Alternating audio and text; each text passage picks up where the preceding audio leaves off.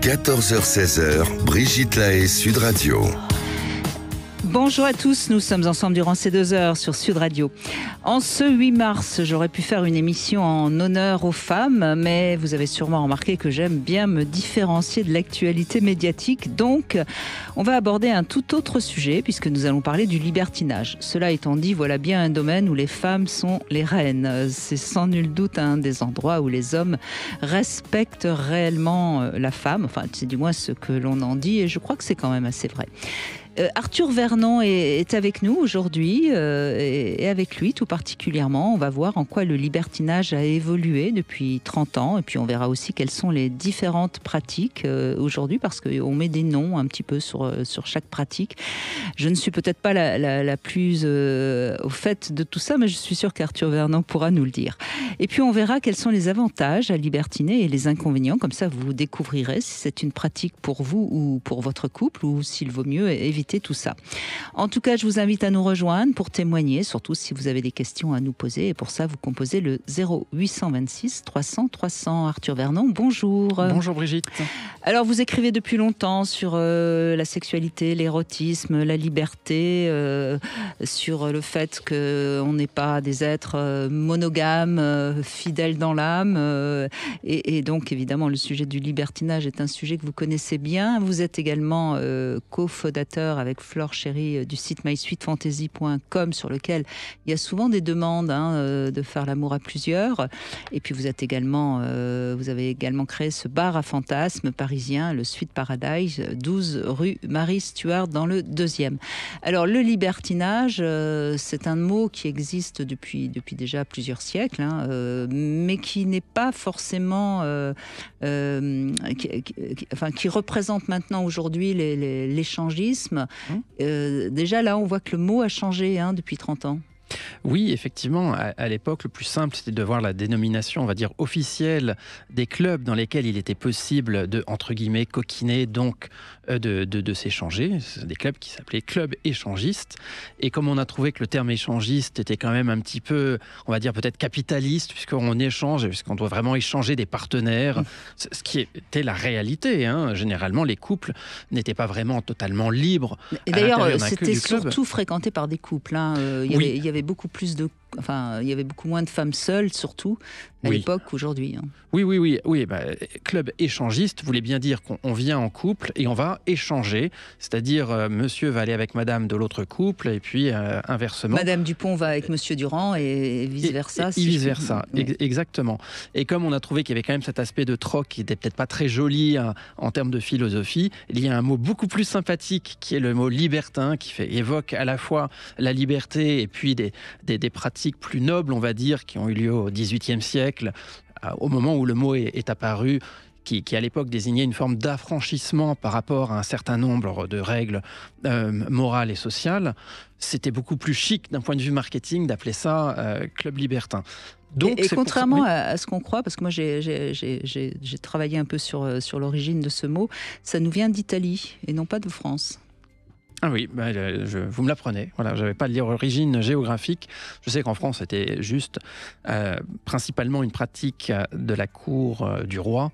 Bien sûr. Effectivement, les mœurs n'étaient pas exactement les mêmes et donc le libertin... Cela étant dit, je pense que depuis la nuit des temps, il y a eu des gens qui s'échangeaient leurs partenaires ou qui libertinaient pour... Oui, là c'est le moment. Voilà, ça c'est juste le début du mot libertin.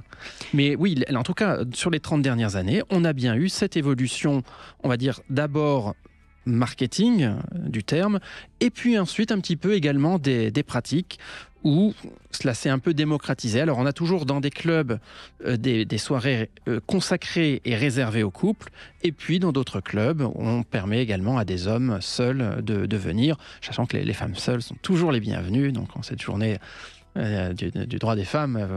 Mais alors, est-ce que vous êtes d'accord avec cette image que dans un club libertin, un homme ne va jamais harceler une femme, si elle dit non, il va aller vers une autre et il n'y aura pas de problème de ce genre, ou pas? Oui, c'est...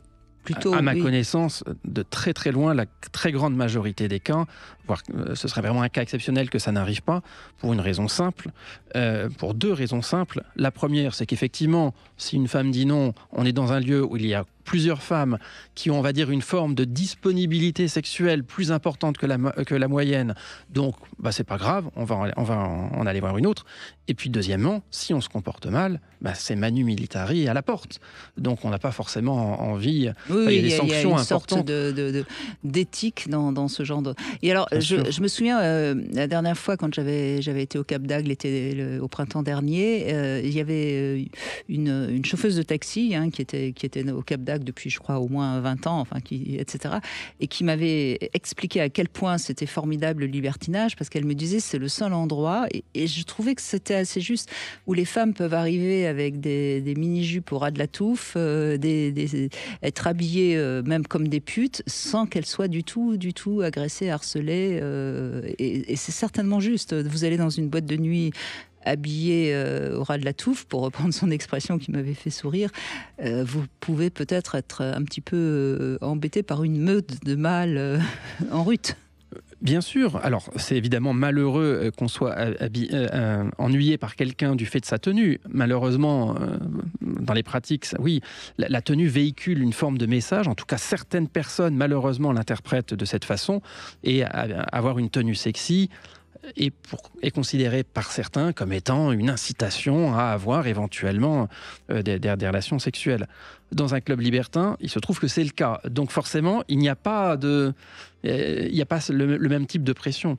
Et de toute façon, oui, les hommes plus particulièrement, sont plus respectueux de façon générale dans un club libertin. Ils connaissent cette étiquette libertine qui s'applique dans les clubs. Alors vous l'avez dit, c'est devenu plus à la mode, ça s'est démocratisé, oui. Et c'est vrai qu'on voit beaucoup de jeunes couples, ce qui n'était pas le cas non plus il y a 30 ans. C'est très rare de voir des jeunes, c'était plutôt, allez, on va dire 40, 50 ans la moyenne d'âge. Aujourd'hui, on voit et on voit même des jeunes couples qui se connaissent depuis peu de temps et qui déjà vont aller en club libertin. Ça, c'est nouveau aussi. Oui, c'est nouveau, c'est très intéressant par rapport à l'image donc que la sexualité peut avoir. Je dirais qu'avant, c'est encore le cas aujourd'hui, mais c'était encore plus le cas avant, on avait une fonction symbolique très forte de la sexualité qui était le symbole de l'amour.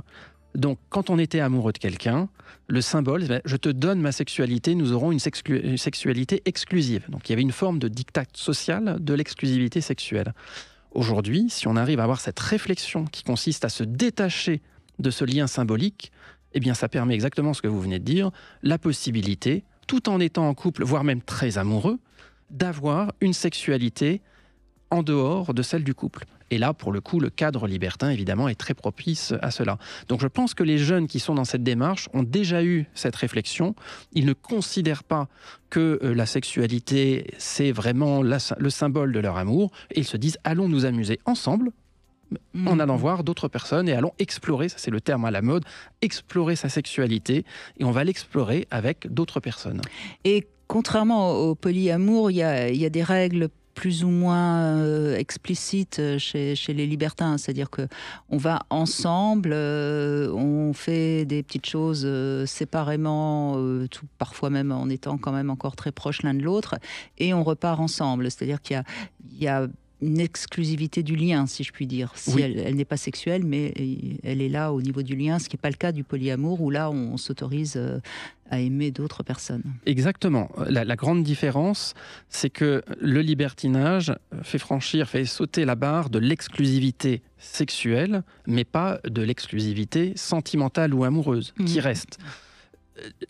Dans les clubs libertins ou dans les soirées privées libertines, on pourra en discuter aussi, c'est une autre façon de pratiquer le libertinage. Les couples sont souvent en couple et sont généralement très proches, et ils n'ont pas du tout envie de se dire « tiens, on va essayer de se trouver d'autres amoureux ». L'idée, c'est plus de venir s'amuser. Alors, il y a peut-être un aspect un peu consumériste, puisque les autres participants sont là pour vous donner du plaisir. Donc, il y a une espèce d'échange de plaisir. Mais c'est comme un divertissement. Comme si on va faire une partie de sport avec quelqu'un. On a trouvé des partenaires, on joue et on se dit au revoir. Et puis hop, et on repart chez soi. Donc, on est vraiment sur du divertissement sexuel et on n'est pas sur une implication sentimentale ou amoureuse. Alors que le contraire du polyamour, le polyamour fait également sauter la barrière de l'exclusivité sexuelle, mais il fait aussi sauter la barrière de l'exclusivité sentimentale et amoureuse. Et là, on ne s'interdit pas d'avoir des sentiments avec quelqu'un d'autre. Le polyamour essaye d'être très éthique, c'est-à-dire qu'on essaye de prévenir tous les partenaires. Je suis en couple avec telle personne, donc tout le monde est informé. Mais là, ça va effectivement bien loin. Il faut bien se dire qu'effectivement, cette pratique du polyamour, elle est certainement bien plus angoissante pour des personnes, parce que c'est plus dur à vivre. Est beaucoup plus présente, évidemment, beaucoup plus présente. Et donc, en termes de volume, il y a effectivement beaucoup moins de polyamoureux qu'il y a de libertins. Et le libertinage est réellement en expansion. Le polyamour, certainement aussi, mais dans une très très moindre mesure. On est sur un rapport de 1 à 10, pour donner un chiffre. Certainement, oui, vous avez raison. Je n'ai pas les chiffres, mais je pense que vous êtes assez proche de la réalité. En tout cas, on va évoquer tout ça avec vous, bien sûr, au 0826 300 300. N'hésitez pas à nous rejoindre. Et je crois qu'on va avoir Christine dans un instant. 14h-16h, Brigitte Lahaie, Sud Radio. C'est avec Arthur Vernon qu'on reparle aujourd'hui du libertinage et on compte sur vous, bien sûr, pour nous donner un compte-rendu de vos dernières expériences libertines. Bonjour Christine. Oui, bonjour Arthur, bonjour Brigitte. Bonjour Christine. Voilà, j'ai rencontré un homme il y a 18 mois à peu près, oui. Un peu plus, mais voilà, avec qui tout de suite, intellectuellement comme physiquement, ça a été vraiment le top. On s'est tout de suite très bien entendu et peu de temps après, donc il m'a proposé d'aller en club de libertinage. Donc je l'avais jamais fait. Donc j'ai accepté parce que j'avais confiance. Et puis tout ce que vous avez dit tout à l'heure sur la place de la femme dans ces lieux est vrai. La femme est vraiment très respectée et ça m'a rassurée d'y aller. Voilà. Oui, mais quand vous dites ça m'a rassurée d'y aller, on entend qu'il y avait quand même une petite crainte. Oui, mais oui, je ne savais pas. J'avais une petite crainte, c'est vrai. Et donc on y est allé, mais avec beaucoup de douceur, en disant j'avance à ton rythme, je ne te force à rien, et voilà, et c'est toi qui décides de tout. Donc j'y suis allée. On est allé d'ailleurs plusieurs fois après, mais c'était un club ou une soirée privée? Un club. D'accord. Un club. Mais on n'a jamais, ni l'un ni l'autre, fait l'amour avec quelqu'un d'autre à cette occasion, mais seulement ensemble, tous les deux, avec d'autres personnes. Avec des spectateurs. Voilà. Et puis nous, on a pris plaisir aussi à être là avec les autres. Donc ça, c'était quelque chose qui m'a aussi, il m'a beaucoup réveillée aussi au niveau de ma féminité que j'avais un petit peu endormie avec les années, après un divorce, et puis voilà, des années un peu sombres. Et donc je lui fais complètement confiance et il y a beaucoup de respect pour moi. Donc vous voulez dire que d'avoir fait l'amour dans un club, devant d'autres personnes, avec cet homme que vous aimez visiblement beaucoup, ça a réveillé en vous quelque chose une sorte de désir qui était un petit peu enfoui, c'est ça? Oui, parce que même après, c'était plutôt moi qui lui disais quand est-ce qu'on y retourne, ça me fait plaisir d'y aller, j'ai envie encore d'y aller, voilà. Donc lui, ça l'excitait, ça l'amusait aussi, donc il m'a suivi et tout. Mais j'ai pas réussi à faire le pas d'aller vers les autres hommes ou les autres femmes. Et lui, du coup, n'a pas du tout proposé non plus quoi que ce soit aux autres, puisqu'il était à mon écoute. Écoutez, c'est bien, parce que je veux dire, d'abord, vous êtes respecté, vous n'aviez pas envie d'autres, vous n'avez pas besoin d'y aller, et il vous a respecté, c'est formidable. Oui. Alors là où il y a un souci, c'est que lui, il est plus pour le polyamour. Et quand je l'ai rencontré, il venait de quitter une femme dont je me suis aperçue il y a quelque temps avec qui il était toujours en relation, mais que la relation, il avait beau dire que c'était juste une relation sociale et amicale, qui est au-delà. En fait, je pense qu'il a toujours des relations avec elle autres qu'amicales. Et il ne veut pas entendre que je lui dise qu'on est en couple. Le mot couple, il ne veut pas l'entendre. Il dit que ça veut dire que je lui appartiens et je ne lui appartiens pas. Que l'appartenance, pour lui, c'est quelque chose d'impossible à vivre et qu'il doit être libre de son corps et d'aller où il veut, comme il veut. Donc c'est complètement en contradiction, je trouve, avec l'attitude qu'il avait par rapport au libertinage. Mais c'est pas incompatible parce que il vous a respecté dans vos capacités à aller jusqu'à un certain point. Il vous a pas poussé à faire plus, mais en revanche, il veut se respecter dans son désir de rester libre. Donc dans un certain sens, il est assez cohérent. Après, j'entends bien que ce ne soit pas votre vision du couple, mais je sais pas, Arthur, il semble assez libre et cohérent. Oui, en effet. Mais ce qui devrait être un préalable à la fois à une sortie libertine ou autre, c'est généralement une discussion, une conversation, en fait, qu'il y ait une communication importante sur ce que l'un et l'autre vous attendez de votre relation. Essayez de définir ce qu'est votre relation. Alors peut-être pas y mettre l'étiquette du mot couple, qui est peut-être connoté aujourd'hui avec un certain nombre d'engagements, mais au moins de définir ce que vous attendez l'un de l'autre. Donc visiblement pas forcément une exclusivité sexuelle lorsqu'on va dans un club libertin, même si elle n'a pas été franchie lors de votre expérience. Mais éventuellement, déjà de voir même, y a-t-il une exclusivité, y a-t-il des droits quelconques, même d'un point de vue sentimental, puisque vous évoquez la question du polyamour. Donc là, je pense que cette discussion préalable, elle est importante pour éviter justement un peu les mauvaises surprises comme celles que vous avez découvertes récemment. Oui, mais lui, il reste sur l'idée que chacun est libre de son corps et peut avoir des relations. Au point que, moi, il me disait, je serais d'accord pour que tu aies des relations avec un autre homme et tu me racontes après. Mais c'est pas ce que vous voulez, vous. C'est là où il y a quand même un vrai problème qu'il va falloir voir s'il est résolvable ou pas. Exactement. Oui, donc, parce que l'autre personne avec qui il est toujours en relation, elle ne sait pas que moi j'existe. Donc ça, à la limite, on s'en fout. Ça ne le concerne pas et ça ne vous concerne pas. C'est son problème à elle. Rentrez pas dans des problèmes qui ne sont pas les vôtres. Vous, votre problème, c'est que cet homme, vous pensez, ou vous savez, je ne sais pas, parce que ce n'est pas très clair ce que vous nous dites, qu'il peut avoir des relations sexuelles avec d'autres femmes, et ça, vous n'en avez pas envie. Voilà, c'est ça. Sauf en club libertin, où je suis là, on y prend du plaisir tous les deux, on partage, et il n'y a rien de caché. Voilà. Est-ce qu'il a utilisé avec vous le terme polyamour ou pas du tout ? Oui. Bon, parce que le terme polyamour implique justement pas mal d'éthique. Donc, c'est-à-dire généralement quand vous dites « Ah oui, elle n'est pas au courant qu'il est avec quelqu'un d'autre ». Donc déjà, on n'est pas totalement dans ce cadre-là. C'est un terme aujourd'hui que les gens aiment bien utiliser pour définir ce qui avant a toujours été appelé de la tromperie, par exemple. De l'adultère. C'est de l'adultère, voilà. Donc, à mon avis, on n'est pas vraiment dans ce schéma. Et il y a bien le mot taire. Voilà. Donc là, l'objectif, c'est justement de ne pas vous taire et donc d'en parler avec lui, de dire quelles sont vos attentes et puis d'essayer de voir s'il y a une possibilité de trouver un terrain d'entente entre vous deux. Mais sinon, vous risquez d'en souffrir. Je précise que dans le polyamour, on n'est pas obligé non plus de tout dire. On peut prendre la décision de dire on s'autorise d'autres expériences, mais on n'a pas envie de se les raconter ou on a envie de se les raconter. Chacun peut décider. Il n'y a pas. Voilà, tout à fait. Du moment mais en revanche, ça se discute ensemble. Exactement. Voilà, qu'il n'y ait pas un mensonge, on va dire. On en a beaucoup discuté, voilà, parce que je lui ai exprimé un peu de ma souffrance dans cette situation.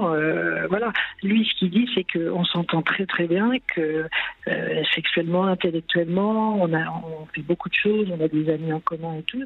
C'est très bien que pour lui, je suis un peu son phare, c'est-à-dire que même s'il va à droite à gauche, il revient toujours vers moi parce que c'est vers moi qu'il se sent le mieux, qu'il se sent comblé, qu'il dit que je suis extraordinaire et que c'est avec moi qu'il a envie de partager toutes ces choses-là. Mais c'est moi qui ne supporte pas. Alors, Christine, je pense qu'il est très clair quand même avec vous, même si vous ne savez pas tout, sauf que vous êtes en souffrance puisque ça vous rend jalouse. Donc moi, je pense qu'il faut que vous alliez devriez voir quelqu'un et travailler sur ce problème de la jalousie. Soit vous allez réussir, soit vous allez réussir à résoudre ce problème et à pouvoir rester avec lui et avoir en effet ce lien. Vous serez entre guillemets sa principale, sa muse, sa femme. Et puis, vous fermerez les yeux sur ce que vous n'avez pas envie de savoir parce que ça vous ferait souffrir. Je ne vous conseille pas de le questionner parce que je pense que ça nourrira votre jalousie. Soit vous n'en serez pas capable et à ce moment-là, à plus ou moins long terme, vous mettrez un terme à la relation. Mais ne mettez pas un terme à la relation tout de suite parce que ça vous fera trop souffrir. Pour l'instant, vous êtes amoureuse de lui et c'est à force de ne pas supporter qu'il y en ait d'autres que vous serez apte à mettre un terme à la relation, ou alors vous arriverez à le supporter et la relation peut être très belle. Mais pour l'instant, de toute façon, je pense que vous êtes incapable de prendre la bonne décision. Oui, aujourd'hui c'est comme ça. Effectivement, je vois une thérapeute depuis 6 mois et j'y suis allée, non pas pour voir comment je pouvais changer, c'était pas du tout ma question, c'était plus moi, comment j'allais pouvoir accepter de vivre comme ça. Est-ce que j'accepte et puis ça me pose pas de problème et voilà, et je envie de notre relation quand on est ensemble, c'est très bien. Moi je crois que ce qu'il faut vous dire, c'est est-ce que j'accepte de supporter ce problème ou est-ce que je ne peux pas le supporter. C'est pas une question d'accepter, et il y en a un de problème. Maintenant c'est à vous de voir ce que vous en faites. Oui. Et alors, pour ne pas non plus que vous ayez à culpabiliser, le travail sur la jalousie, c'est quelque chose de difficile. Je dirais, on est naturellement jaloux dans la société dans laquelle on est. Et encore plus si vous avez eu l'habitude d'avoir des précédentes relations exclusives. Donc c'est normal, c'est tout à fait normal ce que vous ressentez. Et donc ensuite... donc prenez le temps de la réflexion. Donc je rejoins Brigitte, ne prenez pas une décision brusque et hâtive. Prenez le temps à la fois de la réflexion sur le concept de la jalousie, sur qu'est-ce qui vous fait peur précisément. Est-ce que vous avez par exemple peur qu'il vous quitte vraiment avec quelqu'un d'autre? Quelles sont vos angoisses? Parce que généralement la jalousie est là pour protéger d'un certain nombre d'angoisses. Donc allez au fond du questionnement.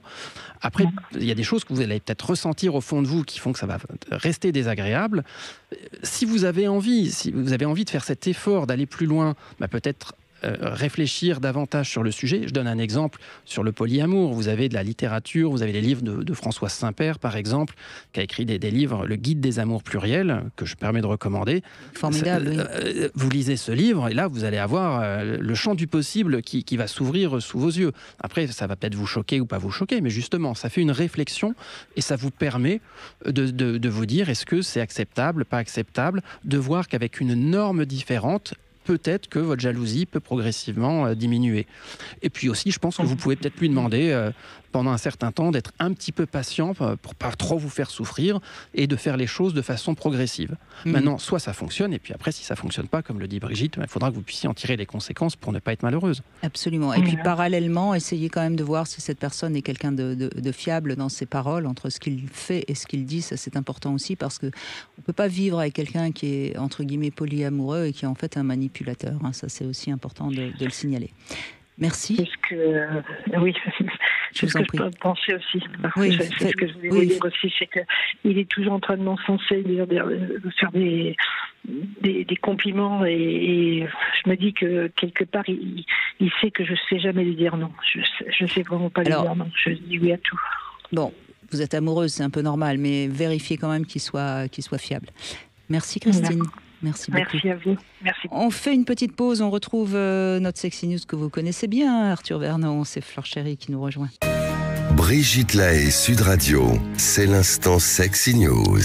Eh bien, Arthur Vernon, Fleur Chéri est avec nous et nous allons évoquer des petites bêtes qui courent, nos spermatozoïdes, enfin votre spermatozoïde. Vos, parce qu'il y en a des millions. Ah oui, ça. Sur toute la vie. Mais oui, aujourd'hui, on parle de libertinage, et donc dans un monde où il y a beaucoup plus de mâles que de femelles, le club libertin, j'ai trouvé intéressant de faire le parallèle avec les spermatozoïdes lancés à la conquête de l'ovule. Finalement, un club libertin n'obéirait-il pas aux mêmes mêmes lois que nos gamètes. Est-ce qu'il y a une course à celui qui sera le plus rapide pour choper la seule donzelle libre sur le dance floor? Et d'ailleurs, les spermatozoïdes font-ils vraiment la course? On a tous l'image en tête de ces petites cellules qui s'agitent avec une grosse tête et une longue flagelle intrépide, équipées d'un casque de Formule 1 bien accroché et qui attendent un top départ avant de se lancer dans un sprint sans relâche en direction de l'ovule. Alors cette métaphore, elle est à la fois vraie et à la fois fausse et je vais vous expliquer pourquoi. Déjà, les spermatozoïdes sont expulsés avec le liquide séminal au moment de l'éjaculation. Le sperme donc, sperme qui est en fait une sorte de petit avion qui envoie les cellules spermatozoïdes dans le corps féminin, mais une fois qu'ils sont arrivés à bon port, ils naviguent tout seuls, ils ne barbotent pas dans un liquide, donc ils ne nagent pas et ne sont dépendants que de leur bonne mobilité. C'est ce qu'on appelle des cellules autonomes. Donc avant de faire la course, ils voyagent tous ensemble et c'est important. À une vitesse incroyable. À une vitesse, oui, à 30 km/h, je 43, je crois. Enfin, 43, je sais plus, enfin, on va dans ces eaux-là, oui, une voiture. Par rapport à leur taille, c'est... C'est ça, c'est une voiture qui roule en zone urbaine, exactement. C'est un turbo. Et c'est important qu'ils voyagent tous ensemble parce que les spermatozoïdes ne seraient rien sans cette cohésion d'équipe. Par exemple, ceux qui arrivent en premier sur la membrane de l'ovule, assez fatigués par leur voyage, permettent de préparer la zone pellucide, c'est-à-dire faire en sorte que l'enveloppe de l'ovule soit imprégnée d'une protéine spécifique qui permettra à un autre spermatozoïde moins rapide de s'y accrocher. En gros, ils font une passe décisive avant de mourir. D'ailleurs, selon une étude de 2016 d'un Français, Benjamin Raveau, un spermatozoïde doté d'une flagelle trop énergique à 3 oscillations secondes arriverait proche de l'ovule rapidement, mais ne pourrait pas la pénétrer. Il graviterait autour, en orbite, en s'agitant inutilement. Quand un concurrent doté d'une flagelle équilibrée, plus modeste, à 2 oscillations secondes, pourrait lui rentrer. Donc c'est une course, mais c'est avant tout une course d'équipe dont la rapidité n'est pas le critère ultime pour la victoire. Et par ailleurs, l'ovule pourrait aussi influer sur la sélection du spermatozoïde par des molécules chimio-attractives présentes sur sa membrane. Elle pourrait attirer à elle les spermatozoïdes sélectionnés sur ses propres critères. D'ailleurs, chaque ovule a des critères de sélection qui lui sont propres. Bref, si le gardien choisit aussi la couleur du ballon qui va rentrer dans le but, on comprend que la course n'est pas forcément la modélisation idéale pour le voyage des spermatozoïdes. La plupart des découvertes d'interactions gamétiques que je viens de vous citer ont moins de 10 ans.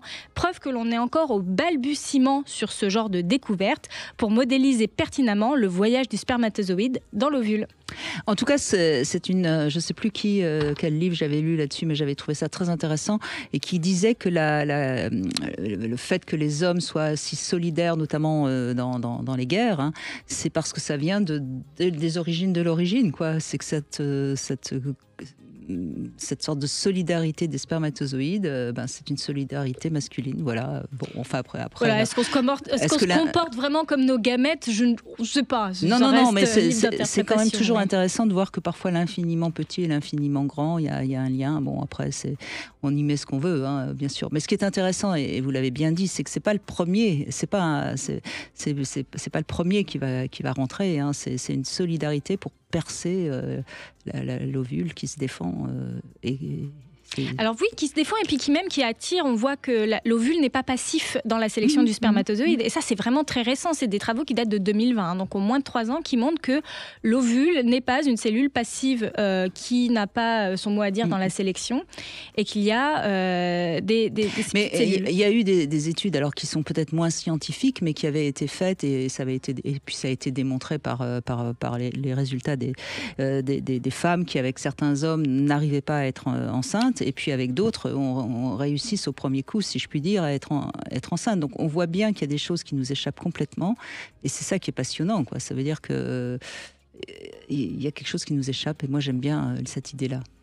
Je pense que la science pourra encore avoir de longues années de recherche devant elle. Voilà. Alors, méfions-nous aussi de certains chercheurs qui trouvent ce qu'ils ont envie de trouver. Hein. C'est vrai. Mais bon, en fait, en 50 ans, il y a eu plus de... les avancées sur les causes d'infertilité pour causes inconnues ont été réduites de moitié. C'est-à-dire qu'en 50 ans, quand avant il y avait un diagnostic qui était posé sur un couple en disant on ne sait pas, cause inconnue d'infertilité, aujourd'hui il y en a 2 fois moins. Donc on peut quand même souligner l'avancée de la science dans les matières de reproduction. Déjà, il y a eu une époque où c'était forcément de la faute des femmes. Hein, si plus que les hommes. C'était 100% la faute des femmes, puisqu'on les reniait, on les répudiait. Oui, socialement. En même temps, c'est aussi vrai d'un point de vue scientifique, parce que de plus en plus, il y a un problème avec la qualité du sperme. Avant, il n'y avait pas autant de dysfonction sur à la fois la viabilité des spermatozoïdes et la qualité du sperme de façon plus générale. Aujourd'hui, l'infertilité gagne du terrain du côté des hommes parce qu'on a quand même des gros problèmes de perturbateurs endocriniens qui endommagent la qualité du sperme. C'est une théorie, mais on dit aussi que c'est parce que les couples font des enfants plus tard, c'est-à-dire qu'ils se mettent en couple et ils font des enfants plus tard, donc ils font moins l'amour qu'au début de la relation. Il y a beaucoup d'hypothèses, et puis après tout, je ne sais pas quelle est la bonne, et peut-être qu'on la saura jamais, et après tout, qu'est-ce que ça peut faire, hein? Pour des couples qui ont envie d'avoir un enfant, c'est bien d'avoir la cause quand même. Non, mais si elle peut être résolue. Aujourd'hui, il y a beaucoup de progrès, mais sur le plan médical, pour ceux qui n'arrivent pas à avoir d'enfant, et il y a une aide qui est là, c'est évident. Mais je veux dire, est-ce qu'on pourra un jour tout expliquer? C'est ça que je voulais dire. Je suis pas sûre, et c'est peut-être pas plus mal qu'on ne puisse pas tout expliquer, parce que sinon, ça voudrait dire qu'on est des sortes de robots. Moi, j'aime bien l'idée qu'il y a plein de choses qui nous échappent. Je pense qu'on est des petites machines, mais c'est vrai très très très complexe, et donc avoir le fin mot de l'histoire prendra encore des dizaines d'années, donc peut-être certainement pas de notre vivant. Donc il faudra vivre avec et puis y aller un petit peu à tâtons. Bon, en tout cas, merci de ce voyage spermatique, Flore Chéry. Et puis, je rappelle, ensemble, vous avez créé ce lieu, le Sweet Paradise, 12 rue Marie Stuart, dans le 2e. Vous êtes toujours l'autrice d'une pièce Oui, 5 à 7, qui se joue tous les jeudis à 20h30 et qui a vraiment été conçue pour le désir des femmes. Et j'invite vraiment les femmes, alors même les couples, parce qu'on inclut aussi les hommes, à venir les jeudis à 20h30, voire 5 à 7. D'accord. Ça, c'est un petit concept, parce que pour une fois, l'homme ne peut pas rentrer tout seul dans la salle de spectacle. Donc ça, c'est vraiment une grande nouveauté. Très bien. Eh bien, les jeudis à 20h30, de 5 à 7, on peut aller voir cette pièce. Donc, merci Flore Chéry. Avec plaisir. Merci beaucoup. On continue avec Reine qui est avec nous. Bonjour Reine. Oui, bonjour Brigitte, bonjour Arthur Vernon. Bonjour Reine. Alors évidemment, première question, est-ce que vous pratiquez de temps en temps, ou vous avez pratiqué le libertinage? Eh bien non. Jamais Navré. Ben non, pourquoi? C'est votre libre arbitre, Reine. Mais c'est pas pour tout le monde non plus, donc ça c'est autre chose. Voilà. Vous aimeriez beaucoup, c'est-à-dire, pourquoi? Ah bien, ça m'attire beaucoup. J'ai vraiment envie d'expérimenter de nouvelles choses. Et pour l'instant, je n'en ai pas eu l'occasion. Vous êtes en couple ou pas? Non. Alors, trouvez une copine et puis allez-y. Ça se fait beaucoup maintenant. On peut plus facilement. Autant c'était plus compliqué il y a 30 ans. Aujourd'hui, 2 femmes ensemble, c'est très facile. Hein. Tout à fait. Oui, c'est des profils qu'on retrouve le plus. Et puis justement, ça permet d'éviter d'y aller seul, avec parfois un petit peu d'appréhension.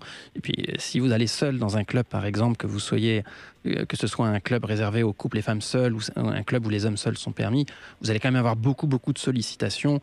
Si vous êtes avec une amie, alors là, vous allez être dans un cadre qui sera beaucoup plus sympathique, parce que vous serez certes abordé, mais comme vous aurez une espèce de compagne avec vous, de garde. Voilà, avec vous, ce sera beaucoup plus convivial, on va dire. Ah bien, je vous remercie. Je n'y avais pas pensé. En fait, je ne pensais qu'aux hommes pour m'accompagner. Mais en effet, une amie, ce sera très bien. Oui, une amie, même si elle n'a pas envie de pratiquer, elle peut tout à fait vous accompagner simplement pour que vous puissiez ne pas vous sentir un petit peu mal à l'aise. Parce que c'est vrai qu'elle est seule comme ça, une première fois dans un club, ça peut être un petit peu dérangeant. Donc voilà. Bon, eh bien, on continue dans les questions. Est-ce que ça vous arrive de vous masturber? Oui, bien sûr. Ah ça c'est bien. Et alors, dernière question, est-ce que vous le faites avec un jouet ou pas? Ça dépend. Ça dépend de votre humeur. Exactement. Pour moi, c'est un acte sexuel comme un autre. Donc, c'est jamais pareil. Sinon, si ça devient routinier, c'est pas chouette. Eh ben, bravo, parce que vous avez une belle vision de la masturbation. C'est en effet, il ne faut pas que ce soit quelque chose de mécanique, de machinal. Il faut que ça soit toujours imaginé. Donc, bravo. Ouais. Mais ce qui n'est pas toujours évident avec aujourd'hui les sextoys féminins qui sont sur le marché, qui sont parfois d'une efficacité redoutable, qui fait qu'il est plus difficile derrière de basculer de ce sextoy à simplement l'usage de ses mains. Donc c'est très bien si vous y arrivez, ça prouve aussi certainement que vous avez beaucoup d'imagination pour que Rennes est très manuel, hein, tout simplement. Voilà, bien sûr. Vous pouvez poser une question à Arthur Vernon, il vous écoute, allez-y. Alors, j'avais une question à laquelle vous avez peut-être eu une réponse à la rubrique précédente, en fait, et qui m'a un lien avec votre première question. Je voulais justement aller dans un club, je veux aller dans un club depuis longtemps, mais je souhaite que ce soit vraiment un événement, une soirée vraiment chouette. Et à côté de chez moi, je ne vis pas à Paris, il n'y a pas d'endroit exceptionnel, donc je voulais vous poser la question d'y aller seule, par exemple au Sweet Paradise. Mais j'ai entendu, je vais bientôt à Paris, j'ai entendu que le jeudi, il y avait un spectacle à 20h30. Je pense que je vais tenter ma chance. Bah écoutez, n'hésitez pas, je ne vais pas vous dire le contraire. En plus, juste avant, si vous avez envie de vivre une autre petite expérience, on a créé aussi de 19h à 20h30, donc juste avant ce spectacle, une animation qui s'appelle Fantasme pour femmes, où vous avez un sweetie homme et une sweetie femme d'ailleurs aussi en fonction des affinités, qui propose de réaliser un certain nombre de fantasmes très doux. C'est vraiment une première étape. Et c'est vrai que ce qu'on aime bien dire, c'est que le Sweet Paradise est un sas d'entrée dans le monde du libertinage.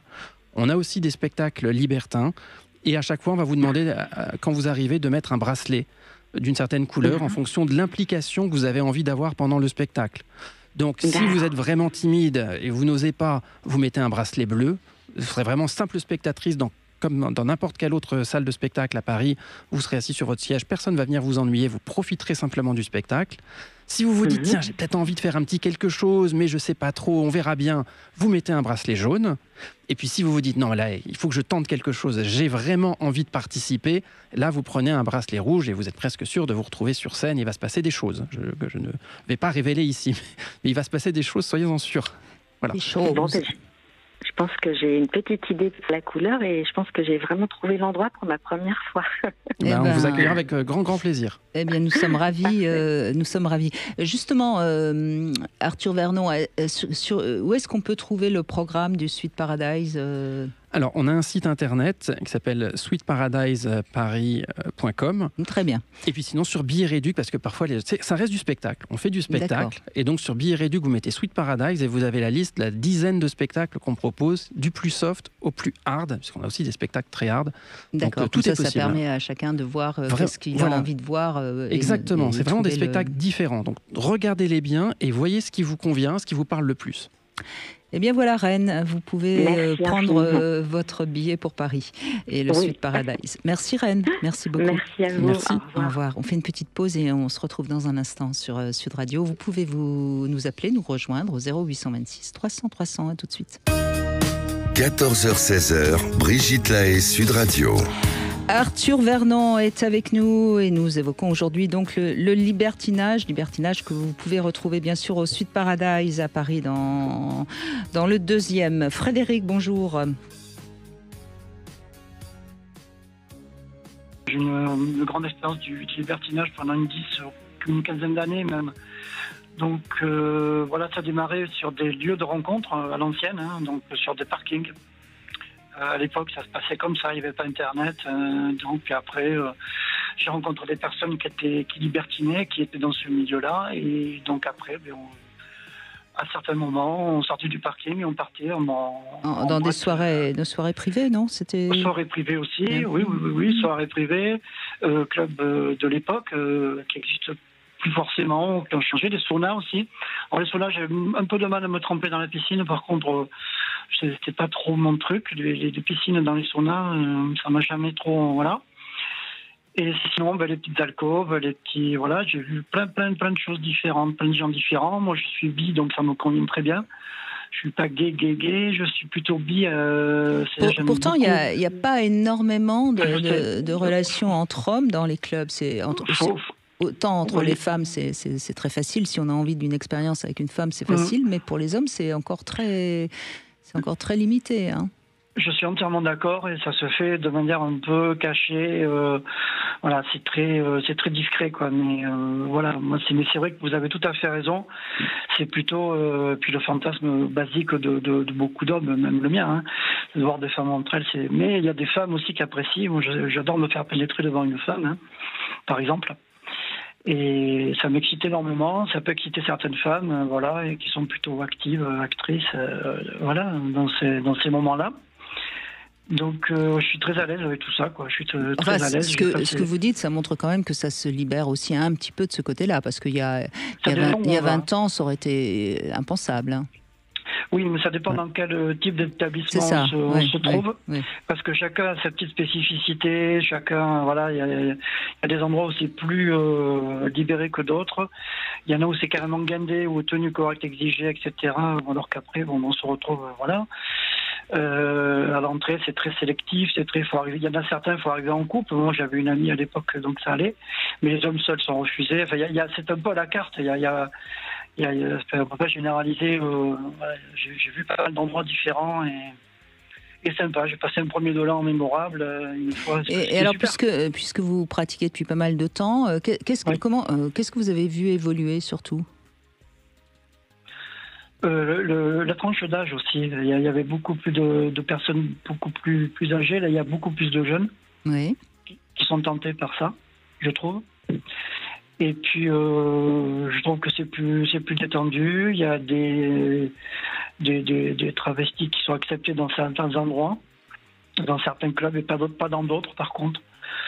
Il y a plus de diversité, moins de regards. Je sais pas. Oui, ça a changé. C'est vrai que ça a changé. Alors l'histoire des rencontres effectivement sur parking, c'est vrai qu'à l'heure d'Internet, c'est quelque chose qui a moins lieu, mais ça évoque le livre de Catherine Millet qui à l'époque avait expliqué sa vie sexuelle, hein, c'était le titre du livre, et qui racontait ses expériences en parking. Alors c'est vrai quand on lisait ça, on se disait que c'était un petit peu étonnant, mais c'est vrai que ça a existé. Et aujourd'hui, par rapport à la pratique de la bisexualité, alors c'est vrai que pour une raison fantasmagorique, étrange ou pas, mais la sexualité entre femmes a toujours été très représentée dans les établissements libertins, donc ça ne pose aucun... Je dirais presque, non seulement ça ne pose aucun problème, mais je dirais presque c'est une norme, et c'est une norme, voilà, exactement. En fait, c'est souvent... les femmes entre elles sont souvent le point d'accès entre deux couples. C'est-à-dire, généralement, les deux femmes vont se séduire, et puis ensuite, ça va se finir à 4. Mais bizarrement, le contact, c'est généralement fait entre les deux femmes. Donc, c'est vraiment quelque chose de très courant et très normé.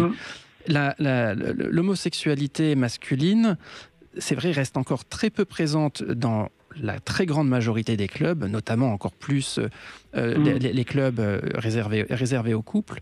En revanche, sur les 15 dernières années, là où on peut voir une évolution, c'est sur les soirées privées libertines, où on sent quand même que la population, peut-être certes un petit peu plus jeune, est quand même bien plus ouverte d'esprit sur le sujet. Et donc aujourd'hui, il n'est plus rare dans des soirées privées libertines de voir également des actes entre hommes. Donc ça, c'est aussi une évolution de la société. De toute façon, il y a une pratique qui évolue énormément chez les hommes. Enfin, énormément, le mot est peut-être un peu fort, c'est la pratique anale.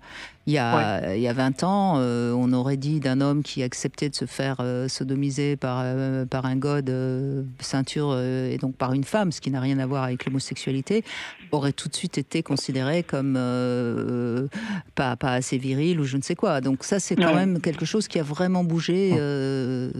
On l'entend. Ah oui. Et là, je peux même le dire pour les auditeurs. Nous, on sait un peu quels sont les fantasmes, et on voit un peu les évolutions de fantasmes.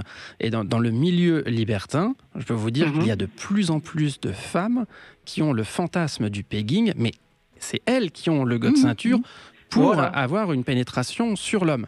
Donc toutes les personnes qui se disent tiens, c'est la mode aujourd'hui, dites-vous que vous allez pouvoir trouver effectivement oui, mais Frédéric, il aime autant que ce soit un homme. Oui, bien sûr. Non, mais je le dis, mais peu importe. Oui, mais en termes de mentalité, c'est quelque chose. Je suis entièrement d'accord. Je suis entièrement d'accord avec tout ce que vous avez dit là, c'est très très bien résumé, et c'est tout à fait ça l'évolution. Et c'est vrai que bon, on est plus à l'aise, hein, ça s'est détendu bien quoi. Il faut être détendu, hein, sinon ça marche pas, Frédéric. C'était facile. C'est sûr, il vaut mieux. Non, mais oui, c'est vrai qu'il y a une évolution. C'est moins, je sais pas, c'est plus cool, quoi. C'est plus sympa. Par contre, tout ce qui est apparition de drogue et tout ça, je n'adhère pas, quoi, pas du tout. Ça, c'est un autre problème, et ce n'est malheureusement pas que dans le libertinage. Il y a des soirées chemsex maintenant qui sont terribles, et ça, c'est dramatique. Oui. Je dis aussi pour les auditeurs, c'est globalement très rare dans les clubs. De nouveau, ce sont des pratiques qu'on va plus retrouver dans les soirées privées, exactement. Oui, tout à fait. Oui. Non, mais ça, j'ai refusé d'aller d'ailleurs dans une soirée privée. Bon, c'est pas mon truc. Voilà. Donc, mais après, c'est chacun y voit.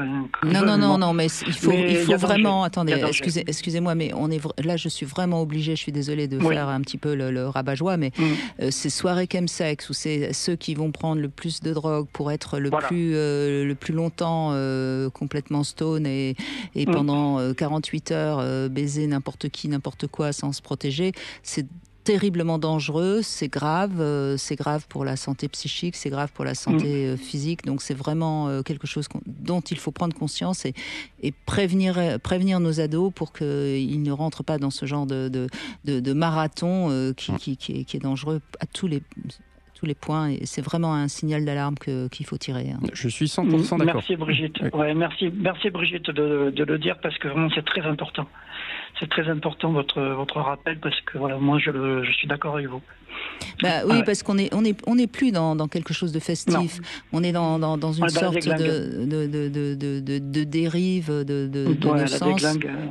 Oui, absolument, c'est mortifère. Bon, après, chacun effectivement a son point de vue. Je trouve que la sexualité, le plaisir sexuel est déjà d'une très vive intensité, procure déjà d'énormes plaisirs, donc c'est vrai, pourquoi vivre des situations de risque derrière? Donc je rejoins totalement cette position sur le chemsex. Absolument. Oui, puis les soirées à thème, on se déguise, enfin des choses un peu festives, rigolotes et tout ça, c'est sympa aussi, quoi, de garder un aspect festif, vraiment purement festif. Voilà, amusons-nous sans nous mettre en danger, absolument. Exactement. Voilà, c'est le message, c'est très bien de faire passer ce message, je pense. Oui, c'est mon rôle aussi. Merci Frédéric. Je le sais. Merci à vous Brigitte. Merci beaucoup. On va faire une petite pause, le temps des infos. Bien sûr, on vous invite à revenir nous rejoindre au 0826 300 300. J'ai trouvé une petite devinette. Vous savez, on a beaucoup parlé de l'IVG ces derniers temps. Sur le plan sexuel, qu'est-ce que ça pourrait vouloir dire, IVG? Je vous laisse le temps de réfléchir et je donne la réponse après les infos. 14h-16h, Brigitte Lahaie, Sud Radio. Merci d'être avec nous, Arthur Vernon. Je rappelle que votre bar à fantasmes, le Sweet Paradise, 12 rue Marie-Stuart, dans le 2e, est une sorte de préliminaire pour le libertinage, on pourrait dire ça. Hein. Exactement. Ça vous va, donc je le précise pour ceux qui seraient éventuellement tentés. Et Dominique, en revanche, lui, va pouvoir témoigner puisqu'il pratique. Mais d'abord, je voudrais la réponse à ma devinette. L'IVG, ça pourrait être quoi sur le plan sexuel ? Je vous laisse me faire une proposition, Brigitte. Une invitation vers le point G. C'est très bien. Pas mal, non? Oui, c'est très élégant. C'est très élégant, voilà. Vous êtes d'accord? Oui. Sujet que nous allons d'ailleurs aborder mardi prochain avec Christian Jamin, qui est gynécologue. On va essayer de faire un petit peu le point sur ce fameux point G et voir si c'est un mythe ou une réalité. Mais bon, ça, ce sera mardi prochain. Pour l'instant, on revient sur le libertinage avec vous, Dominique. Bonjour. Oui, bonjour Brigitte. Bonjour à votre invité. Bonjour. Arthur Vernon, qui est avec nous. Voilà.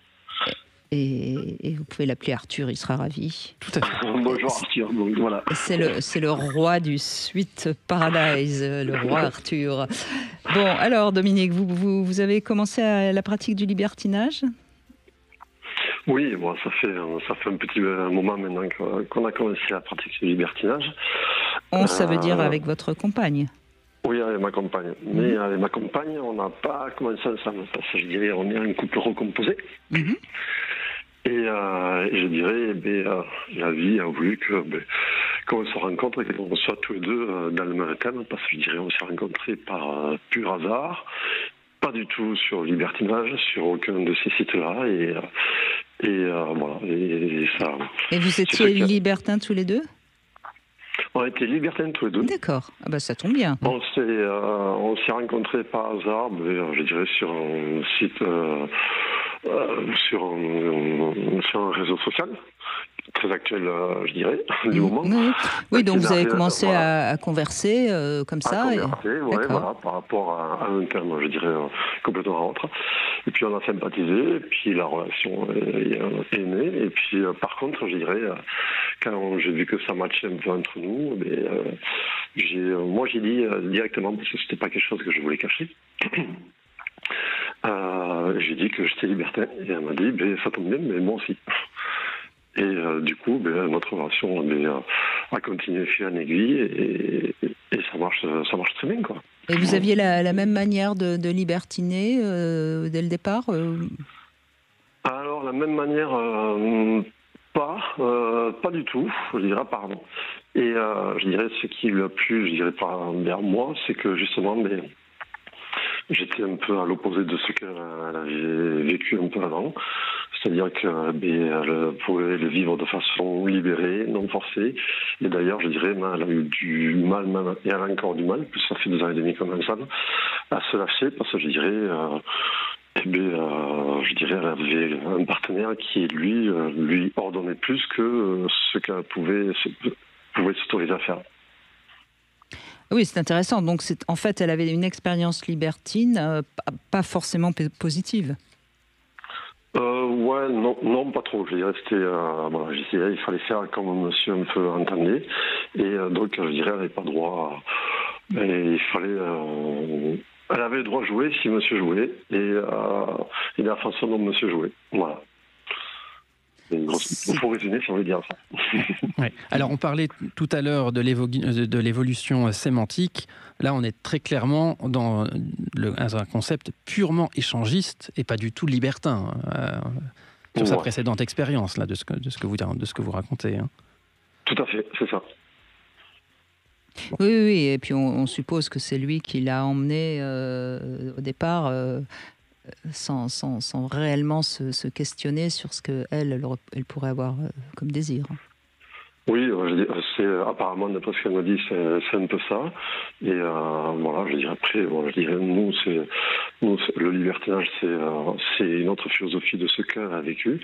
C'est-à-dire, il y a rien de forcé, il y a rien de, je dirais, on voit les choses, je dirais, comme elles se sentent. Nous, on apprécie ce milieu. Pourquoi, je dirais, parce que je dirais, et moi, personnellement, j'apprécie ce milieu parce que c'est pas par rapport à la pratique ou quoi que ce soit, c'est parce que je trouve qu'il y a déjà la femme, je dirais, peut s'habiller un peu comme elle le souhaite dans une soirée. Il n'y a pas de mots vulgaires qui se... Alors, est-ce que réellement elle peut s'habiller comme elle voudrait? Parce que je ne suis pas sûre qu'une femme qui irait en jean, en basket ou avec des chiffons, elle serait tellement bien accueillie. Je me fais un peu provocatrice, je reconnais. Dans le milieu libertin, vous voulez dire? Oui. Non, pourquoi vous dites ça? Non, je dirais ce qui a de... Dans les clubs, elle ne rentre pas. Dans aucun club en France, elle ne rentre si elle est habillée en jean. Malheureusement, d'ailleurs. Malheureusement. Si elle est habillée en jean et ça. Oui, c'est vrai. Oui, ça c'est vrai. Je dirais dans les clubs. Dans les clubs. Bah oui. Mais ça ne dit pas que quand on fait des soirées un peu entre nous. Alors que je trouve ça dommage parce que je me dis, une femme qui a juste envie de voir, elle s'habille d'une manière un petit peu inaccessible, entre guillemets, parce que c'est bien ça que ça veut dire. C'est pas mal parce que comme ça, elle rentre en confiance. Donc je trouve que c'est un petit peu dommage que... Après, je comprends que ce soit important que les femmes soient sexy, que ça donne l'ambiance du club. Je comprends bien qu'on va pas faire rentrer 10 femmes habillées en jean, mais... De temps en temps, pourquoi pas? Enfin, vous voyez, ça me paraît d'être un petit peu, quand même, un peu sectaire, oui. Oui, certaine manière. C'est vrai que vous avez raison, Brigitte. Parce que je dirais, c'est vrai qu'on ne voit pas, je dirais, et quand on rentre, je dirais, parce que des fois nous on y va, je dirais, habillé un peu tous les jours, parce que quand on arrive à la maison, mais on ne veut pas s'habiller, on va dire, un peu plus affriolant, comme vous dites. Et c'est vrai qu'on nous dit, à la caisse, on nous dit, est-ce que vous avez une tenue et que vous allez vous changer? Oui, ça c'est vrai. Mais c'est vrai que ce qui est paradoxal, c'est que malgré tout, on arrive à voir, je dirais, dans ce milieu-là, des hommes qui, eux, ne sont pas habillés de façon sexy, quoi. Ça nous est arrivé de voir des hommes, je dirais, en jean basket, voire même en tongs. Et là, pour moi, c'est quelque chose qui soit on l'autorise à l'un et on l'autorise à l'autre, ou alors... Oui, c'est-à-dire que l'homme n'est plus obligé de venir habillé, hein, c'est-à-dire élégant, mais la femme est toujours obligée de venir habillée sexy. Ouais, et là, c'est pas normal. Là, je suis entièrement d'accord avec vous.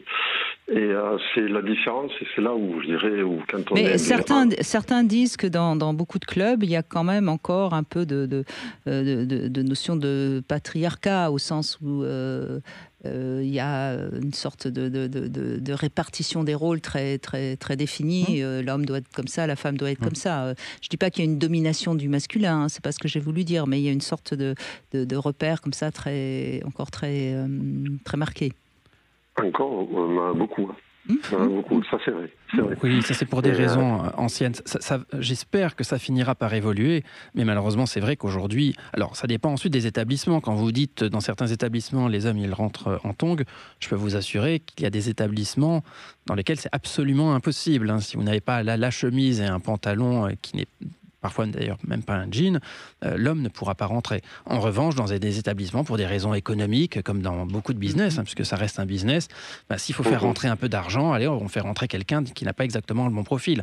Il faut bien se renseigner avant d'aller dans un club libertin. Vous avez aujourd'hui sur Internet des sources d'informations qui vous permettent aussi de faire le tri entre des clubs un peu plus laxistes et des clubs avec une renommée un peu plus importante. Alors justement, Arthur Vernon, c'est quoi le dress code au Sud Paradise ? Alors, c'est super simple. Au Sud Paradise, c'est totalement libre. Voilà. On est vraiment dans le concept de la liberté.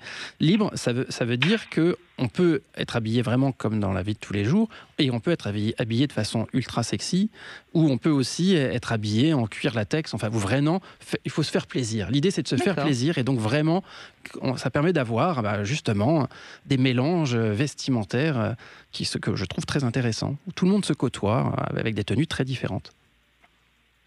Oui, ce qui serait bien, ça peut aussi démocratiser un peu partout. Quoi. Oui, mais moi, ce que j'aime bien, c'est par exemple certains clubs qui font des soirées un peu sur des thèmes. Et je trouve ça, j'aime bien moi cette idée aussi qu'on fait la fête et qu'on va par exemple ce soir-là être tous habillés en rouge ou tous. Voilà, ça n'empêche pas. Ça peut être sympa aussi. Ça n'empêche pas quand c'est pas un dress code impératif où les dames doivent être en jupe et talons très hauts, et ensuite les hommes avec une chemise, veste et surtout pas de basket. C'est vrai que ça fait un petit peu des codes à l'ancienne, un peu rigide. Bon, alors donc vous aimez cette ambiance, vous aimez cette sorte... Puis je crois, enfin c'est ce que j'entends souvent aussi, Dominique, c'est que dans les clubs, on rencontre quand même des gens qui sont positifs, bons vivants, on se fait des bons copains, des bonnes copines, enfin il y a une ambiance en général quand même qui est plutôt bon enfant. Disons que je dirais les clubs, ça c'est les clubs et je dirais il y a toutes sortes de rencontres. C'est vrai que ça c'est hyper démocratisé, mais je dirais dans tous ces clubs, je dirais ce qu'il y a de bien, je dirais la chose positive qu'il y a dans ces clubs, c'est que on parle tous, je dirais, à langage ouvert. C'est-à-dire, on n'a pas de gêne, on n'a pas de tabou, et même si on parle de sexualité, on sait qu'on ne froissera personne. À la différence, quand on fait, nous, je dirais, des repas d'amis, je dirais, comme on appelle verticaux, on va dire de façon classique. Et des fois, j'aime bien lancer une anecdote en parlant un peu de libertinage, où on sent qu'il y a encore des esprits, je dirais pas vieille France, mais un peu plus coincés, coincés, évidemment, qu'en club libertin. Eh bien, merci Dominique, en tout cas, merci beaucoup. On va faire une toute petite pause et puis on continue, on revient sur la question du libertinage. À tout de suite. 14h-16h, Brigitte Lahaie, Sud Radio. Et nous sommes aujourd'hui avec Arthur Vernon, nous parlons du libertinage, mais si vous avez des fantasmes, vous ne savez pas trop comment vous pourriez les réaliser, je vous invite à aller découvrir ce site, mysweetfantasy.com, que Arthur Vernon a créé il y a déjà quelques années. Et là, peut-être que vous pourrez évoquer un fantasme, et peut-être, qui sait, Arthur et son équipe pourra le réaliser. Julien, bonjour. Oui, bonjour. Merci de témoigner. Donc vous pratiquez vous aussi depuis une quinzaine d'années, hein, c'est ça, le libertinage ? Oui, c'est ça, depuis bientôt 15 ans, oui, tout à fait. Alors vous êtes en couple ou seul ? Oui, actuellement je suis en couple. Et alors ma compagne actuelle n'étais pas du tout dans le milieu avant de me connaître. Bon, comme tout le monde, elle en avait entendu parler, mais c'était pas quelque chose qu'elle pratiquait. Et quand on s'est rencontrés, en fait, j'ai été complètement transparent avec elle dès le début. Je lui ai dit que j'étais libertin, que j'avais essayé les couples classiques, couples lambda, mais c'était pas du tout pour moi. Et quelque part, elle a préféré que les choses soient claires comme ça dès le début, plutôt que de vivre dans le mensonge et la trahison comme elle avait pu subir auparavant. Donc elle m'a dit, fais-moi découvrir ton univers doucement, et choses qu'on fait tranquillement, quoi. D'accord, et vous êtes ensemble depuis combien de temps? Et là, ça fait 5 ans. D'accord, oui, donc ça y est, elle est adepte de votre pratique. Oui, alors adepte, on y va doucement. On a découvert pas mal de choses tranquillement, mais on y va doucement, quoi, comme on dit. Oui, mais bon, c'est pas parce qu'on est libertin qu'on va aller tous les samedis ou tous les vendredis en club. Hein. C'est aussi quelque chose. Ça dépend des gens, mais il y a des gens qui vont une fois de temps en temps, et c'est très bien aussi. Hein. Et y aller doucement, c'est également très bien, parce que si parfois on va très vite, on en a trop fait, on ne sait plus trop quoi faire ensuite, donc c'est tout à fait, c'est très bien d'y aller à chacun à son rythme. Le plus important étant justement de discuter et d'avoir une communication, mais visiblement c'est ce que vous faites, puisque je devine que vous suivez un petit peu ses limites ou ses craintes. Ah oui, tout à fait. Ouais. De toute façon, voilà, parce que moi j'ai forcément beaucoup plus d'expérience qu'elle. Elle n'en avait pas du tout dans ce milieu-là. Et du coup, forcément, je suis à son écoute et on y va entre guillemets à son rythme. Et puis voilà, quoi. Qu'est-ce que vous aimez, vous, Julien, justement, dans le libertinage? Dans le libertinage, moi, alors, si vous voulez, quand j'ai découvert ce milieu, j'ai eu la chance de tomber déjà sur des gens formidables qui nous ont fait découvrir la chose en douceur et vraiment avec la bienveillance et tout ça. Et ce que j'aime, c'est la nouveauté, c'est l'excitation de découvrir de nouvelles personnes, de nouveaux corps. Puis cette liberté et ce respect qu'on peut trouver dans ce milieu. Et ce que j'aime par-dessus tout, c'est vraiment le fait qu'on n'est pas là dans l'hypocrisie qu'on peut trouver dans les couples lambda, parce que c'est quelque chose qui m'horripile, quoi. Il y a énormément, je le vois autour de moi de toute façon, de couples qui sont infidèles, ou que dès qu'il y en a un qui a le dos tourné, ne s'empêche pas de jouer avec le feu. Mais sincèrement, je préfère être dans ce schéma-là de vie et assumer pleinement mes choix, mes goûts, mes envies, mes besoins, que... Oui, donc c'est bien ça, c'est-à-dire que ça vous permet d'être dans un couple avec une certaine fidélité d'âme, si je puis dire. En revanche, la sexualité, vous pouvez découvrir d'autres corps, avoir des aventures d'un soir avec des femmes, mais sans qu'il y ait d'hypocrisie, sans être obligé de mentir, voilà, etc. Oui. Mmh. Exactement, tout à fait. Mmh. C'est en général... mais encore une fois, ça marche très bien pour vous, ça marche pour votre compagne. Ça marche pas pour tout le monde. Il y a des gens qui sont... Non, je prétends pas que ce soit la recette miracle à tout le monde. Mais en tout cas, c'est sûr que ça me convient très bien, et tant mieux. Voilà, tout dépend en fait, je dirais, du script érotique que vous avez, vous et votre compagne. Qu'est-ce que c'est le script érotique? C'est la situation qui va vous exciter. Or, il y a certaines personnes qui vont être extrêmement excitées lorsqu'elles ont un lien souvent amoureux, passionnel, avec une autre personne. Et dans ces conditions, pour ces personnes-là, le libertinage, c'est pas vraiment pour elles, parce qu'elles ne vont pas être capables, justement, de créer un lien très fort avec quelqu'un. Moi, je pense que ce qui manque pour moi dans le libertinage, c'est toute cette montée d'excitation qui est due à la période de séduction. Dans le libertinage, il y a quand même, on passe assez vite à l'acte, si je puis dire. Pas forcément. En club, oui, hein, on va pas mentir. En club, en sauna, forcément, c'est des choses qui vont très très vite. Mais moi, je suis sur des applications de rencontres classiques, on va dire. Et bon, je le cache pas à personne. Hein. Je dis que je suis libertin, couple libre, tout ça. Mais justement, il y a ce jeu de sélection. Et aujourd'hui, je cherche pas à consommer du sexe bêtement comme j'ai pu le faire à une époque. Maintenant, je cherche justement à ce qu'il y ait cette petite complicité, ce feeling qui est vraiment de la discussion, de l'échange, et pas simplement du cul, pour parler vulgairement, bêtement, comme ça a pu être à une époque. Il y a forcément des choses comme ça qui se passent quand on va en club, quand on va en sauna, et j'y crache pas dessus, ça m'arrive régulièrement. Mais il n'y a pas que ça. Il ne faut pas s'imaginer que le libertinage, c'est que de la sexualité. On saute dessus comme des bêtes. C'est pas ce que je voulais dire non plus. Mais cette phase de séduction qui peut durer parfois même quelques semaines, elle n'existe pas dans le libertinage.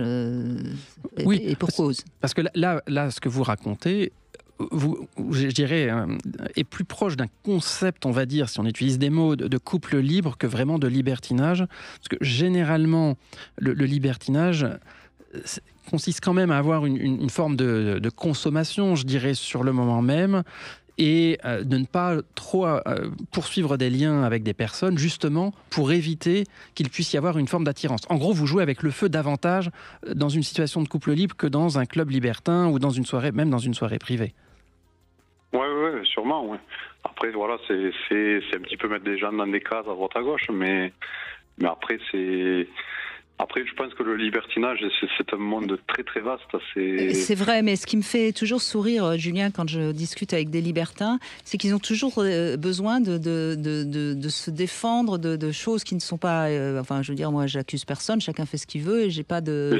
Mais il est évident que si on aime être séduit, si on aime séduire, c'est pas le libertinage qui va permettre. Ce sera plus le polyamour, ou en effet, un couple qui décide que chacun fait ce qu'il veut, mais on ne se pose pas de questions. Et une sorte comme ça de statu quo qui visiblement vous dérange, mais qui marche quand même très très bien depuis très très longtemps. Hein. Ouais. Et je dirais même, la particularité, parfois, je ne veux pas généraliser, mais des lieux libertins, c'est aussi de permettre à des personnes, on va dire, extrêmement timides, parfois d'avoir un jeu de séduction quasiment réduit à zéro, puisque dans les coins câlins des clubs libertins, la séduction, parfois, c'est simplement une main posée sur une main. Et si jamais, donc il y a aucun mot n'est échangé. On ne sait absolument pas quel est le prénom de l'un ou de l'autre. Et si la main n'est pas retirée, c'est une forme de consentement pour aller plus loin.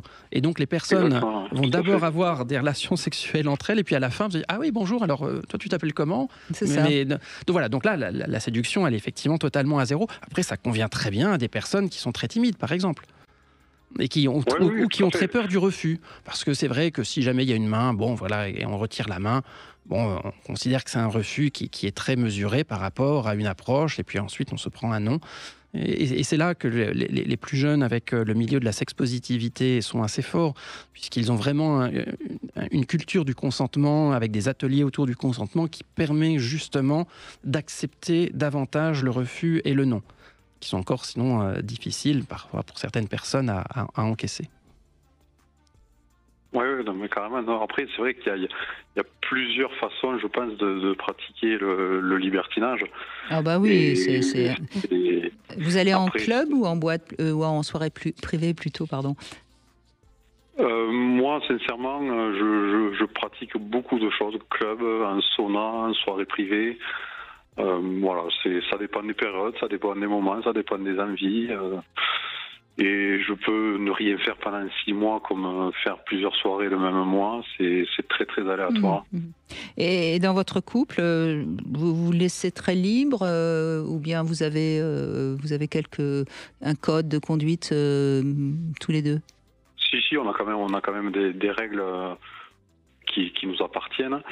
Et voilà, qu'on se doit de respecter, qu'on a discuté entre nous. Et puis voilà, après, je pense que c'est important. De toute façon, qu'on ait peu ou absolument pas d'expérience, ou énormément d'expérience, c'est très important, je pense, pour la solidité du couple, d'avoir des règles. Oui, en général, il y a souvent... De toute façon, oui, et puis les règles sont faites pour être modifiées. Plus on va évoluer, plus on va se diriger vers certaines choses. On va essayer certaines choses, on va les adopter ou pas, d'ailleurs.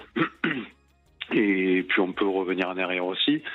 Mais il faut en tout cas respecter les règles qu'il y a actuellement lors des rencontres ou des soirées ou des trucs comme ça. Il faut absolument avoir des règles et des petits codes aussi à avoir dans le couple pour savoir si notre tout partenaire... va bien, bien sûr.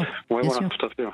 Oui, c'est fondamental, hein. Vous avez tout à fait raison, c'est indispensable. Encore une fois, il faut gérer la jalousie qui est un état quasi naturel et donc il faut l'apprivoiser. L'apprivoiser, ça prend du temps. Donc chacun doit verbaliser ce qui l'inquiète et puis ensuite mettre des petites barrières au fur et à mesure. Oui, en fait, les règles, elles servent un petit peu de rive pour que ça ne déborde pas et qu'on ne se retrouve pas avec une jalousie tout à fait envahissante et qui provoquerait évidemment un conflit dans le couple. Eh bien, merci en tout cas.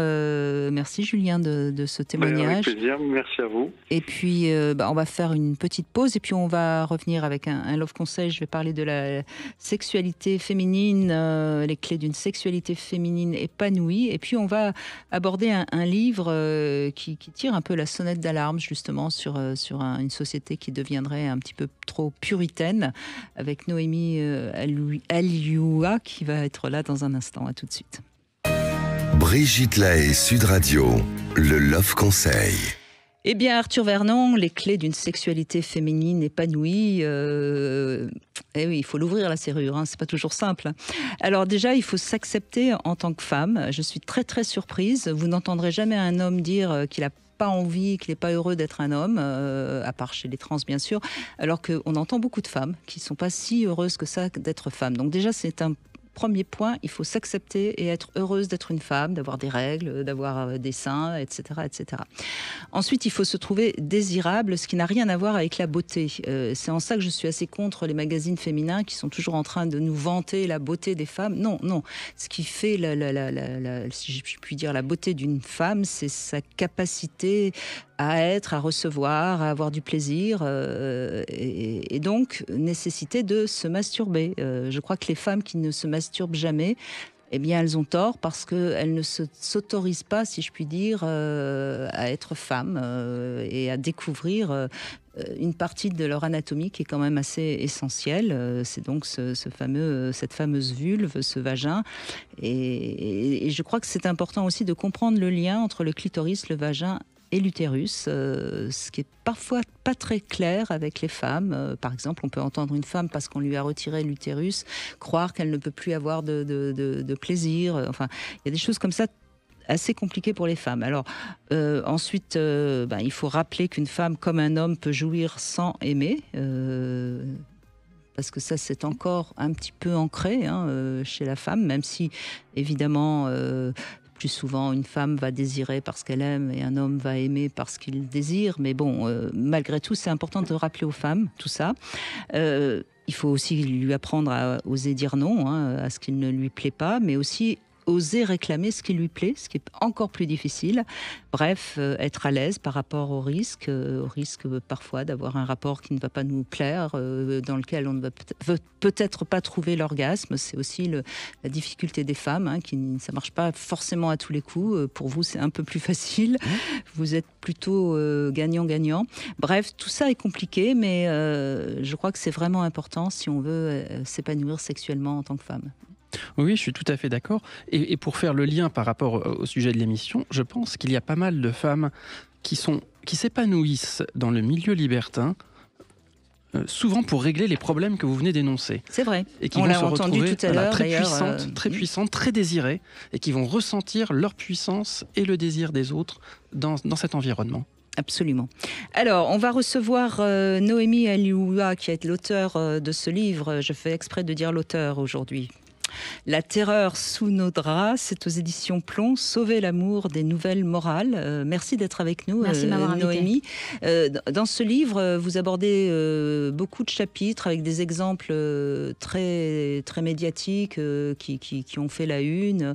Et vous montrez à quel point c'est assez grave parce que finalement, si on continue comme ça, l'amour, la séduction vont disparaître. Oui, tout à fait. Il me semble que l'amour est en danger aujourd'hui parce que l'amour est attaqué de toutes parts. Je dis toujours l'amour est au cœur de 1000 croisades. Il y a 1000 facteurs qui l'expliquent. Peut-être d'abord, on peut déjà regarder, si vous voulez, les éléments quantifiables, observables, objectifs qui montrent qu'il y a une dissolution du rapport amoureux.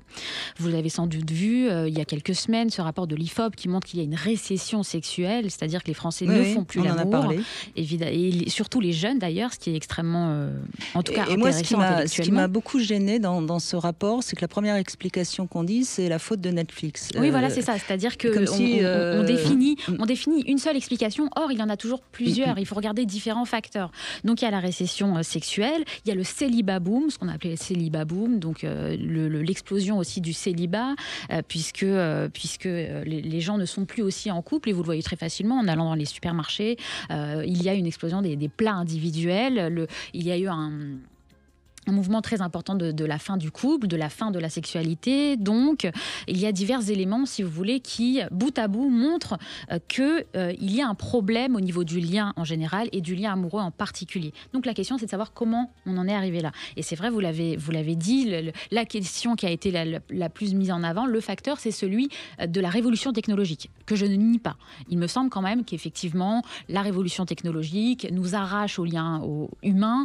On passe du temps sur notre téléphone, on mate moins dans le métro, si je puis dire. Peut-être, mais ce qui est dangereux pour moi dans les réseaux sociaux, c'est que c'est tout blanc ou tout noir, c'est-à-dire qu'on est pour ou on est contre, et ça enlève aussi cette capacité à être dans un juste milieu.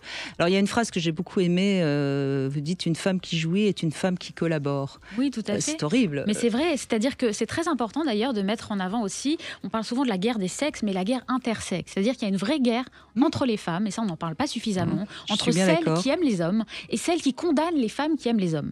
Et celles qui condamnent les femmes qui aiment les hommes, souvent les traitent de collabos du patriarcat. J'en ai fait les frais dans Libération il y a quelques jours. Donc sans doute que vous aussi, si vous voulez, à partir du moment où vous défendez les hommes, eh bien tout de suite, vous êtes rangés dans le camp des anti-femmes. Mais en quoi, nous qui avons un utérus, nous serions moins femmes que les autres? C'est une vraie question. Nous, les femmes, nous avons évidemment des points de vue différents sur les choses, et encore heureux d'ailleurs. Oui, on a comme ça des minorités qui imposent leur vérité. Elles ont le droit d'avoir une vérité différente de la nôtre, mais ce qui est ennuyeux, c'est qu'elles ne nous laissent plus avoir notre vérité. Et c'est vrai que chez les néo-féministes, on ne peut plus être féministe si on aime les hommes, si on est par exemple contre l'IVG, la constitutionnalisation, la prostitution, si on est contre aussi le fait qu'une femme puisse avoir un enfant seul. Enfin bref, je peux en citer plein. Vous voulez réagir, Arthur Vernon? Allez-y. Non, je suis d'accord sur le fait qu'il y a un débat. Et effectivement, ce qui est un petit peu dommage, c'est que la parole n'est plus si libre. C'est-à-dire qu'aujourd'hui, si on émet un point de vue qui est un petit peu divergent par rapport à la norme, ça bat un petit peu sur celui qui l'émet. Des tombereaux excessifs de jugement. Alors, on dit oui, vous avez quand même pu vous exprimer, mais vous en subissez les conséquences qui me semblent parfois disproportionnées. Comme s'il y aurait un parti des femmes, si vous voulez, avec des femmes qui se seraient mis à la tête de ce parti et qui auraient décidé quelles seraient les règles à définir pour être féministe. Ça ne fonctionne pas comme ça. Il ne faut pas s'enfermer dans une sorte de ghetto sexuel. Je suis contre le communautarisme sexuel, et je m'appuie d'ailleurs beaucoup sur la poétesse Annie Lebrun, qui a beaucoup travaillé sur cette question. Déjà en 1977, dans Arrêter tout, elle a écrit des choses merveilleuses là-dessus, sur justement la nécessité de ne pas s'enfermer dans un ghetto sexuel qui définirait la femme à partir de son sexe. Non, heureusement, il y a une diversité incroyable de femmes et une diversité d'opinions. Et si on veut réellement libérer les femmes, il faut en effet les laisser choisir la femme qu'elles ont envie d'être. On est bien d'accord. Noémie Alouia, vous parlez aussi beaucoup de cette question d'emprise qui revient de plus en plus, où les pauvres femmes seraient très facilement sous emprise et que finalement elles sont des victimes nées, quoi.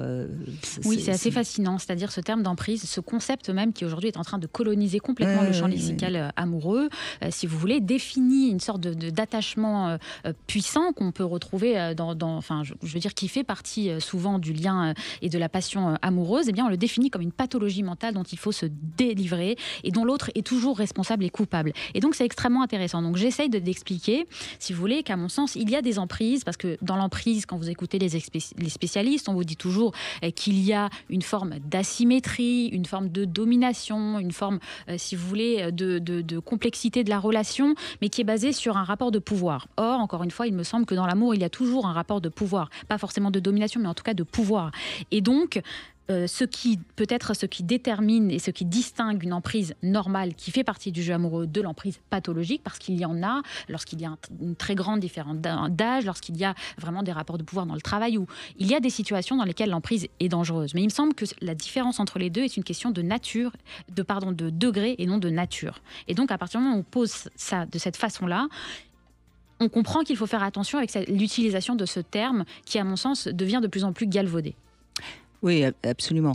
Et puis, vous parlez aussi de cette mode aussi anti-sexe, notamment Ovidie. Moi, c'est vrai que ça m'avait...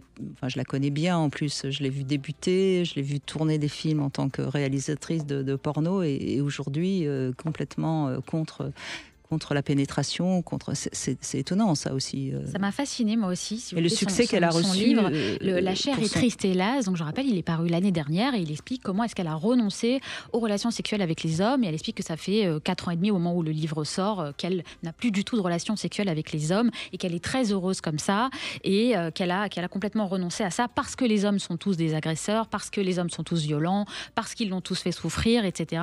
Son livre est extrêmement intéressant, je trouve, parce qu'il montre aussi la fureur anti-masculine des temps présents. Attention, il ne s'agit pas de dire que les hommes ne sont pas des goujats. Certains le sont. Il y en a, et certains sont très violents, bien sûr. Et quand on est une femme, on en a toujours au moins croisé un, si vous voulez. Il ne s'agit pas de dire, mais moi je me méfie beaucoup de la généralisation. Encore une fois, c'est un biais cognitif dangereux. Oui, c'est ça. C'est-à-dire qu'on généralise ses propres expériences, et c'est ce que fait Ovidie, c'est ce que font beaucoup de femmes. Mais encore une fois, le problème, c'est que ça devient aujourd'hui une sorte de culte du renoncement qui se structure. Et vous avez de plus en plus d'essais, de témoignages, d'émissions, etc., où on vous explique que pour être totalement émancipé dans la vie, il faut renoncer à l'amour. Moi, ce que je trouve effectivement dommage, c'est qu'il faut respecter la liberté d'expression. Donc, je respecte totalement la liberté d'expression d'Ovidie, qui a le droit de partager son point de vue. Et j'ai pas de problème si elle estime qu'effectivement, le rapport bénéfice-risque qu'elle a avec les hommes ne lui est plus favorable aujourd'hui et qu'elle n'en tire plus suffisamment de plaisir. C'est très bien. Après, il y a une grande différence entre partager son expérience personnelle et en faire une norme. Et l'imposer à d'autres. Oui, voilà, c'est exactement ça. Mais donc, parce que c'est son point de vue. Voilà, on peut avoir des points de vue totalement différents. Moi, j'ai compris. Il faudrait que je me pose en victime. C'est pas de ma faute si j'ai fait du porno. Il faut que je trouve un coupable. Et à ce moment-là, je vais pouvoir faire la une des médias à nouveau. Je vais y réfléchir. C'est peut-être une solution. Bon, enfin bref, on va faire une petite pause. Je plaisante, évidemment, j'assume. On fait une petite pause, Noémie Aloua, et on va revenir sur le fameux film Barbie. Et je trouve qu'il y a beaucoup de choses à en dire. Je me suis forcée à le regarder et ça m'a rendu très triste. On en parle dans un instant. 14h-16h, Brigitte Lahaie, Sud Radio. Alors Arthur Vernon, on va continuer avec Noémie Aloua, qui est l'auteur de ce livre La terreur sous nos draps, aux éditions Plomb, Sauver l'amour des nouvelles morales. C'est un livre que je vous conseille vraiment si vous êtes un peu inquiet de ce qui se passe en ce moment, avec tous ces discours anti-amour, anti-porno, anti-sexe et anti-je ne sais quoi. Et surtout, on va revenir sur ce film Barbie que j'ai regardé parce que ça a été un tel phénomène. Je ne sais pas si vous l'avez vu, Arthur Vernon. Oui, tout à fait. Effectivement, un grand phénomène, grand succès en salle, puisque deuxième film le plus vu de l'année 2023. Alors, c'est intéressant parce que vous en parlez dans votre livre, Noémie, et vous dites qu'il est très représentatif de notre société actuelle, c'est-à-dire ? Oui, c'est un vrai phénomène de société. Vous l'avez dit d'ailleurs par le fait qu'il ait fait un énorme carton. Il a engrangé plus d'1 milliard de dollars de bénéfices au box-office, ce qui est énorme. Mais c'est aussi un phénomène de société parce que c'est un produit chimiquement pur du néo-féminisme. Vous avez absolument tout. Vous avez une obsession pour le patriarcat qui est prononcée plus d'une dixième de fois dans le film. Vous avez la guerre des sexes avec un Barbie Land contre Ken Lang, avec vraiment les hommes contre les femmes. Vous avez une vision de l'homme qui est complètement terrible, puisque Ken, à mon sens, représente véritablement l'homme, le mâle qui est appelé à se déconstruire, qui est appelé à se flageller. Sa chanson I'm Just Ken, moi, elle m'a fascinée, je l'ai beaucoup écoutée. Elle a fait partie d'ailleurs des chansons qui ont été les plus écoutées et les plus téléchargées, si vous voulez, sur les plateformes de musique, donc qui dit quelque chose de la modernité, qui dit quelque chose de ce nouveau féminisme, de la masculinité qui est attaquée. C'est un produit chimiquement pur, encore une fois, du néo-féminisme actuel. Mais alors, ce qui est incroyable, c'est qu'il a terriblement marché et dans l'ensemble, j'ai cru comprendre plutôt qu'il a été, qu'il a été apprécié, ce film, il a été par extrêmement apprécié. C'est un spectateurs. Film, tout à fait. Oui, c'est pour ça, mais parce que le néo-féminisme fonctionne. Il s'agit, vous le voyez dans les librairies également. Les livres qui se vendent le plus aujourd'hui, ce sont les livres qui vont dans ce sens-là, c'est-à-dire qui vous expliquent que le problème, que le plus grand problème de l'univers aujourd'hui, c'est le patriarcat. Que les femmes sont toutes des bébés phoques, c'est-à-dire que ce sont toutes des victimes sur lesquelles il faut se plaindre, comme s'il n'y avait jamais eu d'avancée, si vous voulez, les dernières décennies qui ont permis aux femmes d'accéder aux plus grands postes et y compris de gagner du pouvoir, comme le rappelle très bien l'anthropologue dans Où en sont-elles, si vous voulez. Emmanuel Todd, il explique très bien ça avec des chiffres précis qui montrent que les femmes ne sont plus au même point qu'il y a 50 ans. Sauf qu'on a l'impression aujourd'hui que les combats féministes et les féministes n'ont pas encaissé, n'ont pas compris ces évolutions qui ont eu lieu et qu'on peut voir, nous, autour de nous. Oui, c'était évident qu'au début des années 2000, a priori, alors je ne dis pas qu'il n'y avait pas des femmes violentées, des femmes violées, etc., mais la femme avait à peu près tous les choix et il y a eu des féministes qui ont depuis le 19e siècle qui ont fait avancer les choses. Donc, mais il semblerait que le problème, pour moi, c'est une haine anti-homme qui vient sans doute de beaucoup de femmes qui ont certainement été maltraitées dans les néo-féministes. J'ose même dire qu'il y a certainement beaucoup de femmes qui, sans le savoir, ont subi des abus, peut-être très très jeunes. Je pense qu'il y a une chose comme ça, une sorte d'inconscient qui fait qu'elles sont dans la haine des hommes parce qu'il y a la haine d'un homme. Oui, tout à fait. Je vous rejoins complètement. D'ailleurs, ça se ressent et ça se lit dans la littérature néo-féministe. C'est extrêmement clair. Et plus que ça, il y a une lecture revancharde de l'histoire aussi, avec l'idée que l'homme a été un bourreau par le passé, il a été dominant, ce qui n'est pas totalement faux d'ailleurs, mais qu'aujourd'hui, il faudrait le faire payer pour ces crimes-là et donc transformer ce bourreau d'hier en bouc émissaire d'aujourd'hui, si vous voulez. Avec cette lecture à la fois revancharde de l'histoire et cette lecture effectivement politique de l'intime, avec l'idée effectivement qu'un certain nombre de ces femmes-là ont souffert parce qu'il y a des souffrances. Il ne s'agit absolument pas de nier ça. Il y a des violeurs, il y a des monstres. La question, c'est de savoir à quel point, si vous voulez, ces cas particuliers peuvent être appréhendés comme des généralités. Et c'est là qu'il y a un problème d'interprétation des choses. Et ce que vous démontrez aussi dans votre livre, Noémie Alioua, c'est que du coup, les hommes finissent par ne plus oser essayer de séduire une femme. Et on en revient à cette sexualité qui, chez les jeunes, est assez absente. Enfin, on voit des jeunes hommes qui préfèrent en effet se jeter sur la pornographie plutôt que d'essayer de trouver une compagne. Oui, aussi sur le film Barbie, pour nuancer un petit peu, il y a quand même eu beaucoup de critiques. Je dirais presque heureusement que tout le monde puisse s'exprimer. Tout le monde n'a pas été totalement convaincu. Ensuite, sur le mouvement féministe actuel, je pense, oui, il y a eu la désignation de l'homme, du patriarcat comme étant l'ennemi. Ça permet de fédérer également. Une fois qu'on a désigné un ennemi commun, le bouc émissaire, ça marche bien. Oui, ça rassemble les troupes autour d'un propos. Maintenant, je pense que le propos aujourd'hui, il est peut-être un petit peu, sur certains aspects, caricatural, et qu'il mérite une image plus globale et en tout cas plus d'écoute dans la parole des uns et des autres. Mais bon, on va peut-être y arriver au fur et à mesure si on arrive à avoir cette capacité d'écoute qui aujourd'hui est un petit peu remise à mal, notamment par les réseaux sociaux.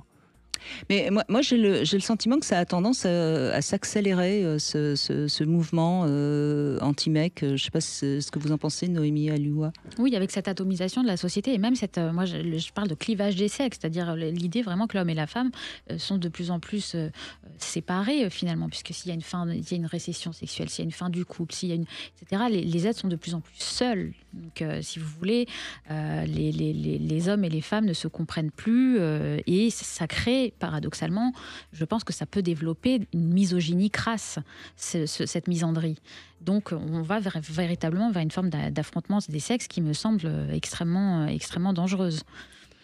Brigitte, quand vous avez évoqué le fait qu'il y a deux mouvements qui sont en train de s'imposer aujourd'hui, qui sont à la fois, on va dire, le mouvement wokiste et le mouvement conservateur, on en a un excellent exemple aux États-Unis, avec à la fois l'affrontement des démocrates républicains, avec une figure républicaine comme Trump qui est assez extrême dans son propos, et dont les études montrent que son électorat réagit beaucoup justement au wokisme du côté démocrate.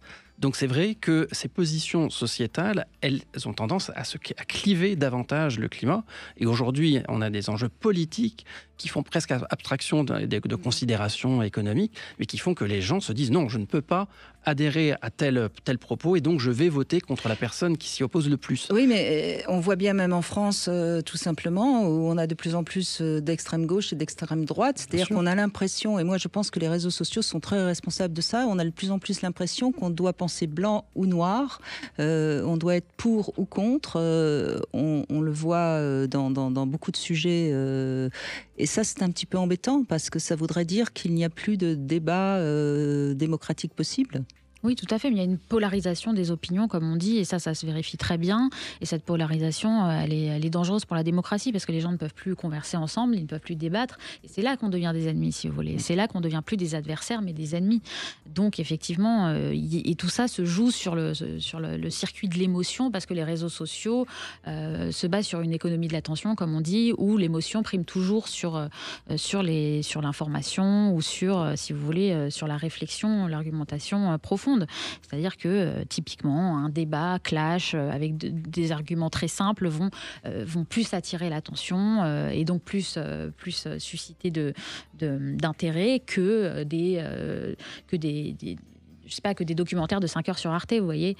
Et donc effectivement dans ce circuit-là de l'attention qui met en avant toujours ce qu'il y a de plus émotif, on met en danger aussi effectivement notre capacité à débattre et notre capacité à faire démocratie. Et c'est-à-dire, le problème, effectivement, que le livre s'appelle La terreur sous le drap, et c'est bien ça le problème, parce qu'après tout, qu'on ait un point de vue différent sur ce qui doit se passer sous les draps, à la limite, pourquoi pas. Ce qui est ennuyeux, c'est la terreur, c'est qu'il ne faut pas que ce soit effectivement à ce point-là stigmatisant d'avoir une vision différente d'une nouvelle norme qui se met en place. Alors, vous osez aussi dans votre livre, je ne sais pas si vous auriez osé l'écrire là aujourd'hui, écrire un chapitre sur Roman Polanski et Emmanuel Seigner. On voit bien à quel point cet acharnement contre cet homme de 90 ans prend une ampleur assez incroyable, même si évidemment on ne va pas défendre le fait de coucher avec une gamine de 14 ans, évidemment, mais enfin bon, c'est quand même étonnant comment ça devient une sorte là aussi de bouc émissaire. Hein. Alors moi je défends surtout Emmanuel Seigner quand même. Bien sûr, je vous explique, c'est vrai que ce chapitre il s'inscrit dans la structure de mon livre. J'explique comment un néo-féminisme s'attaque à l'amour par les concepts. Donc on a parlé tout à l'heure par exemple de l'emprise, par les attaques aussi aux couples. Et donc je prends 3 couples qui ont été attaqués par une sorte de féminisme radical qui considère que ces couples-là incarnent tout ce qu'ils rejettent et que donc à ce titre il faut les attaquer sur les réseaux sociaux, dans les tribunes, etc. Donc il y a le couple Vincent Cassel et Tina Kunake qui n'est plus ensemble mais qui a une histoire de 7 ou 8 ans. Ils ont une petite fille qui s'appelle Amazonie. Ils ont été extrêmement attaqués. Le couple Macron, mais pour d'autres raisons. Et effectivement, ce couple de Roman Polanski et Emmanuel Seigner. Et moi, ce qui m'a intéressée, c'est de voir qu'Emmanuel Seigner, si vous voulez, elle a beaucoup souffert. Elle l'écrit dans un livre, si vous voulez. C'est une femme que je trouve incroyable de courage, qui a été rejetée par les femmes. Et moi, je pense justement qu'il faut défendre les femmes qui sont rejetées par les femmes. C'est ça le féminisme, si vous voulez. Donc, voir cette femme qui explique dans son livre que, elle a perdu un certain nombre de contrats, qu'elle est ostracisée, que le monde du cinéma la rejette et que cette femme est complètement abandonnée au nom d'une dictature des femmes, si vous voulez. Moi, c'est ça qui m'a le plus marqué. Et donc, c'est plus Emmanuel Seigner dans cette histoire, qui est une femme amoureuse, qui est une femme fidèle. Ça fait 30 ans qu'elle aime son mari, bec et ongles. Et je trouve que c'est quelque chose aussi qui mérite d'être raconté et défendu. En tout cas, il y a beaucoup de chapitres différents. Vous revenez sur le conte de La Belle au bois dormant, qui serait l'apologie du viol. Enfin bon, il y a évidemment tout ce qui a été dans les médias depuis quelques années. Moi, en tout cas, bravo, parce que c'est un livre qui montre à quel point il est important de tenir bon et de ne pas se laisser envahir par une pensée comme ça qui essaye de dominer et qui nous éloignerait les uns des autres. Je veux dire, les hommes des femmes et les femmes des hommes. On n'est pas tout à fait toujours d'accord les uns et les autres. On pense parfois différemment, mais on est quand même très bien ensemble et on a besoin, je crois, les uns des autres. Merci en tout cas, Noémie Alioui. Ça s'appelle La terreur jusque sous nos draps aux éditions Plomb, Sauver l'amour des nouvelles morales. Peut-être le mot de la fin, Arthur Vernon ? En tout cas, bravo pour le courage, parce qu'effectivement, il faut réussir à s'opposer à la nouvelle norme aujourd'hui qu'on essaye d'imposer de façon parfois un peu violente et justement de façon trop violente. Et donc, vive la liberté d'expression et vive les points de vue différents. Et les lieux libres comme le Sweet Paradise que vous dirigez avec Flore Chéry, qui se trouve 12 rue Marie Stuart dans le 2e. Tout de suite, vous retrouvez Alexandre Delovan et lundi, on sera avec Hélène Vecchiali. On reviendra sur le syndrome du sauveur avec Hélène. Je vous embrasse et je vous souhaite à tous un excellent week-end.